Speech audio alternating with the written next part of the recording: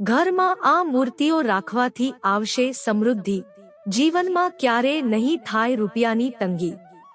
કેટલીકવાર ઘરમાં ખોટી જગ્યાએ મૂર્તિઓ રાખેલી હોય છે, જેનાથી ઘર પરિવારમાં નકારાત્મકતા ફેલાય છે।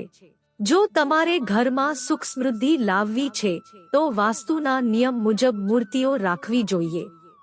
હિન્દુ ધર્મમાં વાસ્તુ મુજબ મૂર્તિઓ પણ રાખવાના કેટલાક નિયમો બનાવવામાં આવ્યા છે। જો તમે ઘરમાં મૂર્તિ રાખતા પહેલા કેટલાક નિયમોનું પાલન કરશો તો તેનાથી નકારાત્મકતા દૂર થશે અને સુખ સમૃદ્ધિ વધી શકે છે। મૂર્તિઓ ઘરની સજાવટની સાથે પરિવારનું ભાગ્ય પણ ચમકાવે છે। જો વાસ્તુના કેટલાક નિયમો મુજબ પોતાના ઘરમાં મૂર્તિ રાખશો તો તમને ધન પ્રાપ્તિની સાથે શુભ ફળ મળશે। કામધેનુ ગાય। હિન્દુ ધર્મમાં ગાયને પવિત્ર અને પૂજનીય માનવામાં આવી છે। જો તમે તમારા ઘરમાં પિત્તળની કામધેનુ ગાયની મૂર્તિ રાખો છો તો ઘરમાં રહેલી નકારાત્મક ઉર્જા દૂર થાય છે। આ મૂર્તિ ઘરમાં રાખવાથી સુખ સમૃદ્ધિ આવે છે। કાચબો।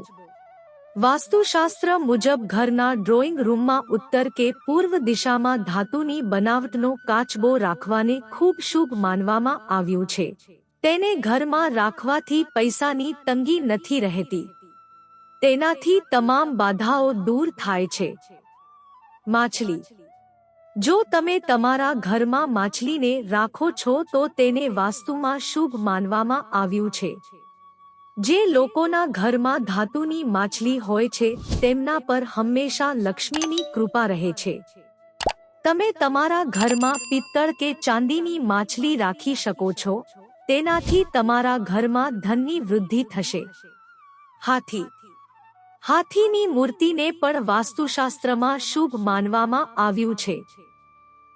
જો તમે તમારા ઘરમાં પિત્તળ કે ચાંદીની મૂર્તિ રાખો છો તો ધન અને સમૃદ્ધિ વધે છે। હંસની જોડી।